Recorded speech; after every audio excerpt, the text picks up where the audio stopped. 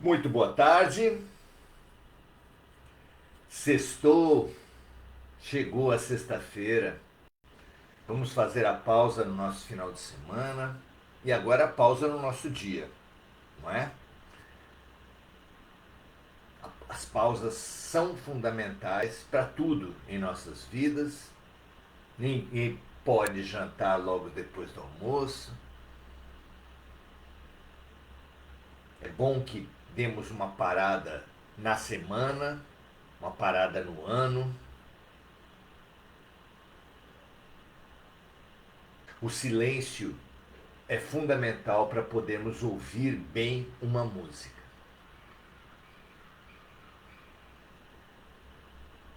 Pausar após uma música, após um filme, após uma boa conversa, após a leitura de uma boa página de um livro, é realmente central na vida. Os orientais defendem a pausa através da meditação, os ocidentais preferem a oração, mas uma coisa une todos: a pausa em si. Que bom que nós tenhamos escolhido pausar hoje juntos. Pausar hoje em busca do Espírito.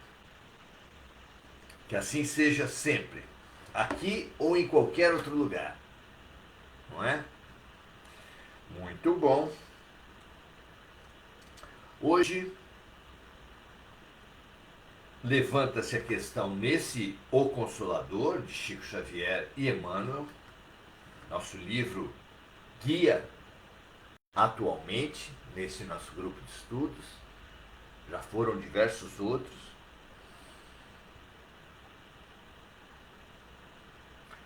Levanta-se nesse livro a diferença entre doutrina e evangelho.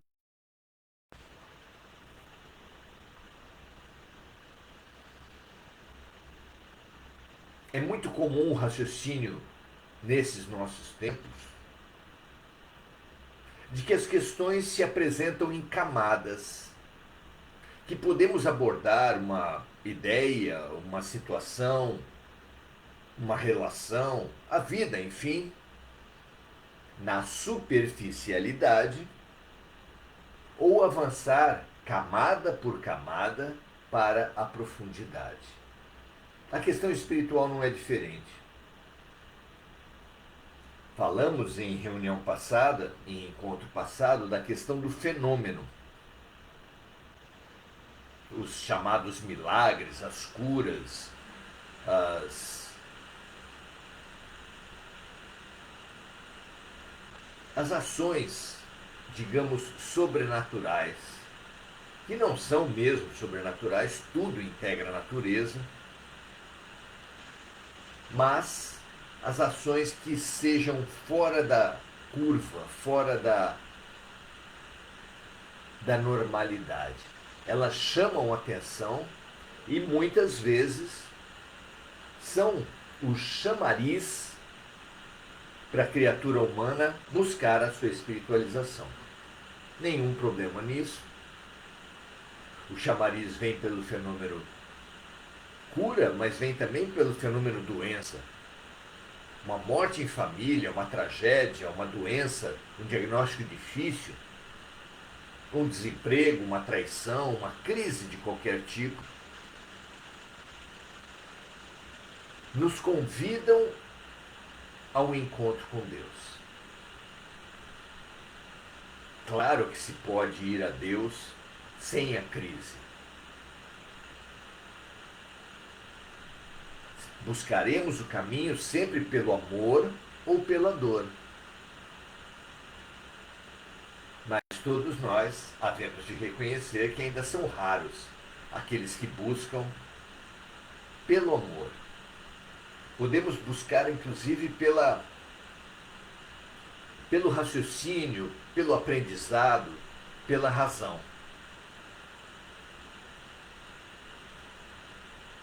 Podemos buscar as religiões por um impulso social.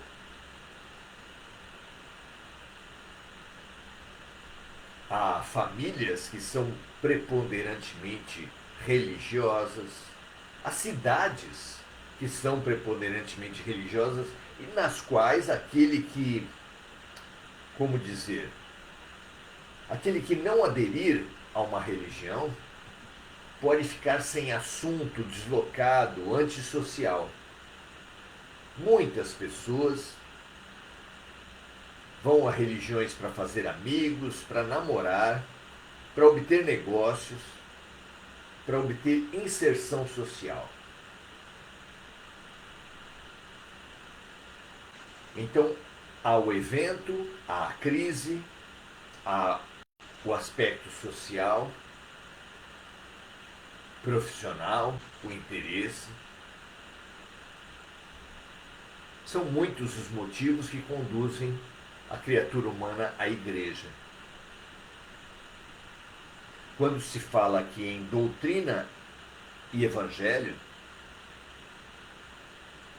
se fala em apenas duas das modalidades da trajetória espiritual.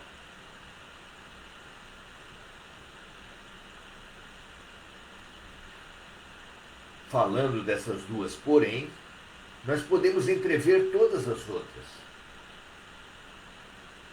O interesse, o ego, a exploração, o enriquecimento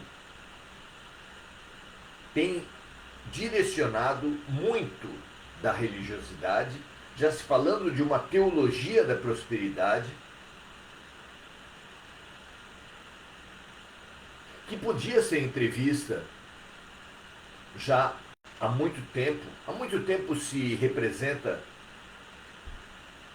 Jesus, aquele que não tinha onde encostar a cabeça. Se representa o próprio Francisco de Assis, o pobrezinho da Úmbria, com filetes dourados em sua roupa,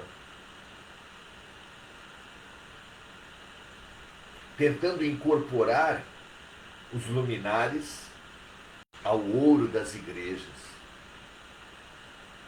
ao ouro das mentes, à ambição dos corações humanos.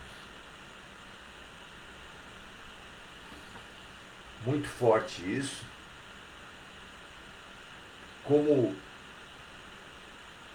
o interesse institucional, o interesse egoístico das criaturas, o interesse egoístico das instituições, vai como uma aranha tecendo fios muito finos, mas que num conjunto vão enredando as criaturas até que elas acabam naturalizando, incorporando ao seu caminho espiritual práticas exteriores, contribuições financeiras, orientação de votos nas eleições,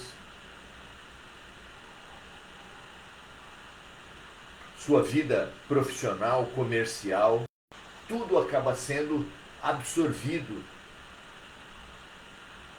por certas religiões. Ainda são raros aqueles que entreveem nas religiões ganhos espirituais, apenas ganhos espirituais. Expandir a perspectiva, considerar a vida à luz da eternidade, é um fabuloso ganho. Ter como norte da existência a conquista do amor profundo e incondicional é a mais profunda de todos, pelo menos no nosso olhar. Que é como lemos quando Jesus fala do amor como o maior mandamento. Amar a Deus sobre todas as coisas, amar o próximo como a si mesmo. Pelo que você tem buscado a religião? Tem buscado pelo bolso, pela cabeça ou pelo coração? Pense a respeito disso. Vale a pena a gente refletir. Autoconhecimento e autoconsciência são ferramentas fundamentais para a nossa evolução. A pergunta é a de número 237 e diz assim: existe diferença entre doutrinar e evangelizar?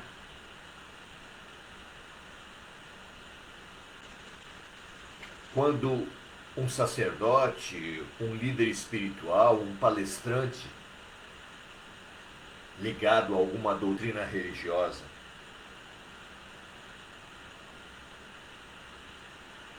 fala para os grupos, para as comunidades, para as sociedades, ele pode centrar-se na doutrina ou centrar-se no evangelho. Qual a diferença? Vamos lá? Há uma grande diferença, diz Emmanuel, entre ambas as tarefas. Para doutrinar basta o conhecimento intelectual dos postulados do Espiritismo, o que vale também para o protestantismo, para o catolicismo, para o budismo.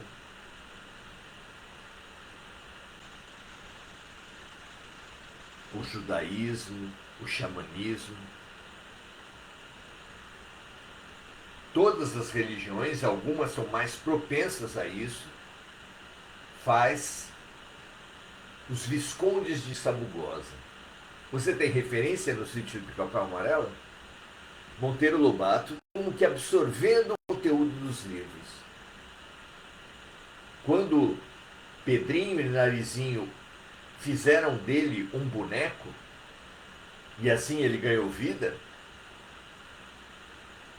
ele se mostrou um personagem muito intelectual, muito inteligente, mas apenas do mundo das teorias. Personagem oposto ao Visconde era a boneca de Narizinho, que ela levava para todo lado, que estava com o Narizinho nas brincadeiras, na escola, nos passeios, no almoço, na janta, por toda parte. Monteiro Lobato pensou, estabeleceu Emília por estar no cotidiano, na prática, na vida, como o símbolo da vivência.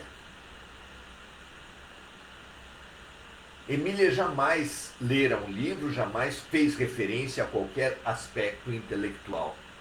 Ela vivia da prática, da emoção, da explosão.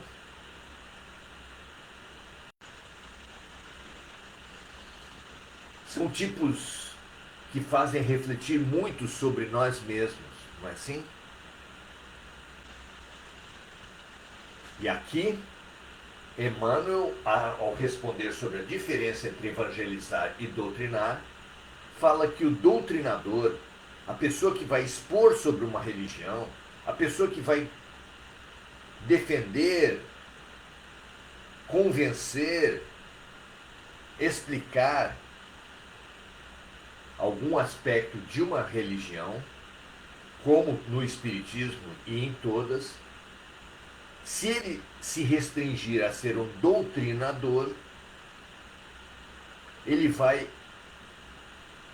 atuar intelectualmente. Apenas a razão se expressa nele. E a razão, porque muitas vezes se deixa levar pelo interesse, pela preguiça, pela conveniência, pode acabar resvalando até mesmo na hipocrisia. Tão denunciada, tão apontada por Jesus, que dizia que os escribas e fariseus colocavam no ombro dos outros coisas que eles mesmos nunca pensaram em carregar,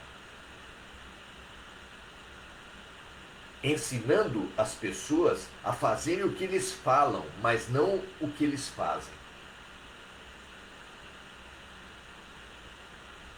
que eles são como sepulcros caiados, túmulos muito brancos por fora, mas por dentro cheios de podridão.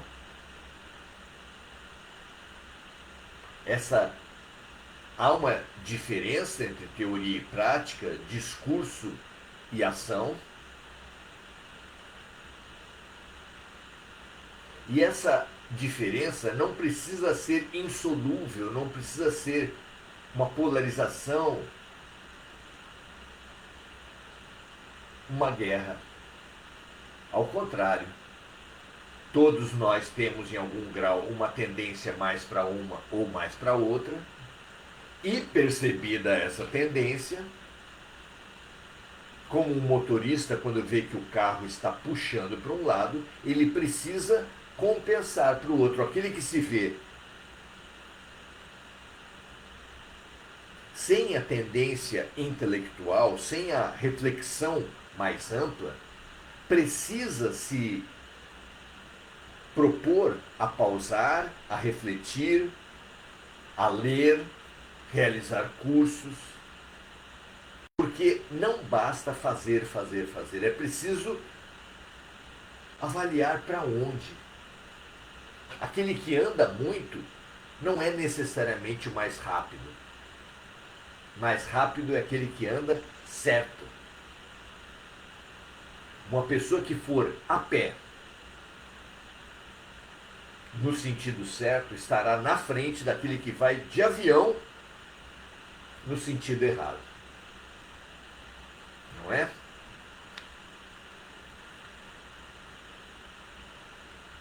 Para evangelizar, deixa eu ver como é que Emmanuel fala aqui, para doutrinar basta o conhecimento intelectual dos postulados da doutrina.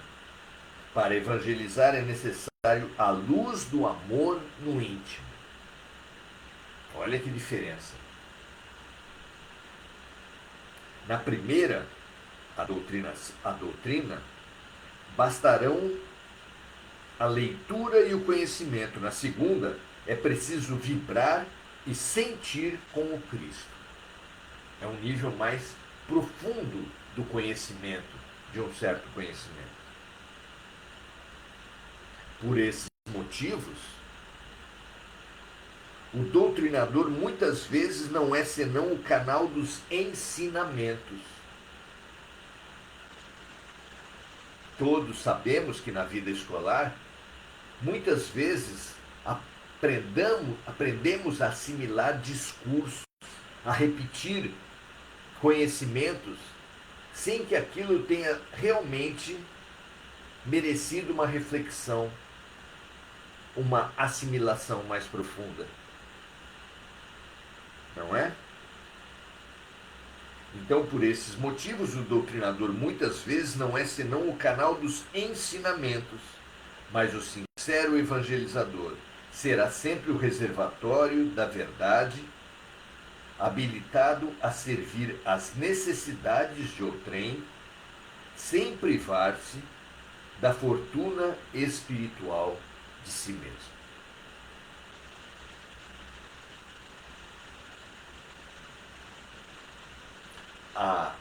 O Evangelho é a doutrina de um homem que não parava. Estava sempre caminhando, ensinando, curando, sempre em atividade, o tempo todo. Já o intelectual, o doutrinador, só restringe a sua caminhada espiritual ao púlpito, ao palco, ao microfone. Mas não é possível abordar, disseminar a doutrina também com exemplos, também com a vivência do Evangelho, também com a prática? Respondemos evocando a figura de Chico Xavier.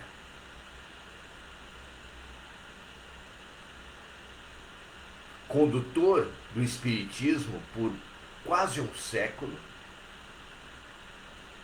ele o fez pela força do seu exemplo, pela força da sua prática, pela sua humildade, pela sua postura de simplicidade, de movimentar milhões, vender milhões de livros, amealhando milhões, dezenas de milhões em dinheiro e permanecendo, vivendo e morrendo numa casa simples, com móveis muito simples, roupas muito simples.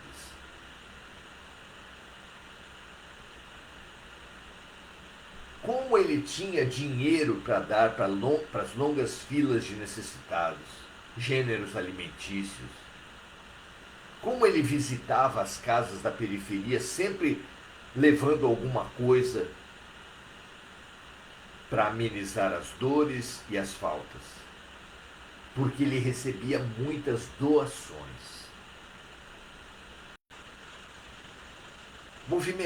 Chico Xavier movimentava muito dinheiro. Há várias histórias nesse sentido. Dona Cida, coordenadora do Hospital do Fogo Selvagem, muitas vezes recorreu a Chico Xavier, que fazia campanhas de arrecadação que a ajudaram a construir, a manter uma obra fantástica. Muitas pessoas davam, ao ouvir de uma pessoa que estava com a cabeça meio perturbada e não conseguia, perdia consultas médicas por não ter como controlar o horário, imediatamente pegou o relógio e passou para a pessoa.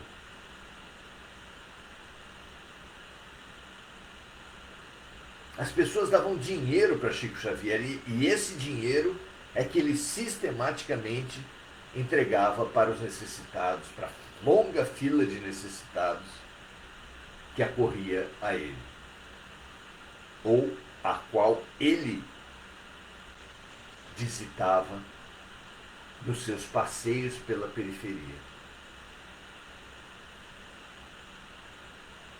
Sim, Chico Xavier mobilizou muito dinheiro. Nenhum, porém, para ele. Construção de hospitais, centros espíritas, benefícios diretos a necessitados, a famílias carentes, à periferia. Tudo marcou a vida desse homem caridade, desse homem amor, que tinha um conhecimento doutrinário fantástico, que orientava as pessoas por si mesmo e, como médium, escreveu mais de 400 livros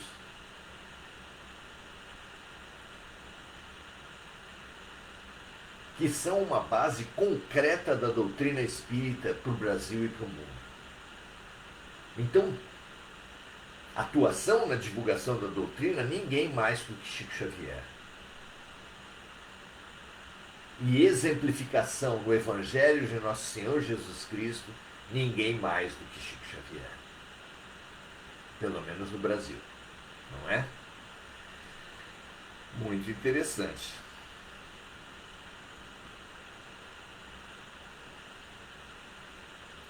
Para a doutrina bastarão a leitura e o conhecimento.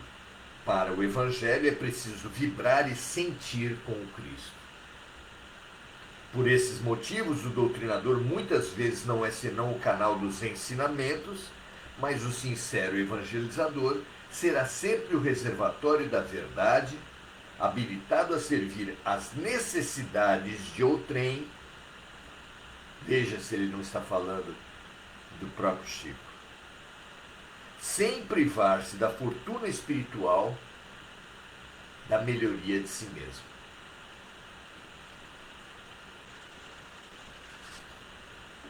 Muito bom termos essa clareza, essa lucidez.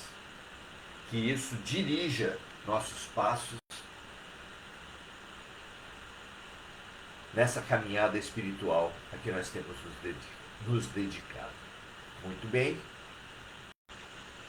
vamos saudar os amigos. Emir Cajazeira diz assim: preciso evoluir espiritualmente, é o que busco na religião, ainda estou cheia de falhas. Claro, numa escola só podem haver pessoas que precisam aprender muito ainda. Num hospital só podem existir pessoas que precisam de muito tratamento. Sônia Regina dando boa noite. Mônica Silva lembrando de amigos encarnados e desencarnados, que todos eles recebam a luz que puder transbordar dos nossos corações aqui.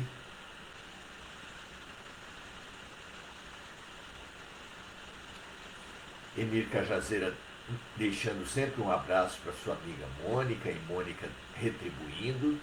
Mônica dando o seu boa noite a todos, assim como Emir também. Muito felizes pela presença de todos, um grande abraço. Convidamos vocês a compartilharem e a retornarem amanhã, sábado, às 18 horas, estaremos aqui para mais um encontro, mais uma oportunidade de conhecimento, autoconhecimento e prática do bem. Até amanhã.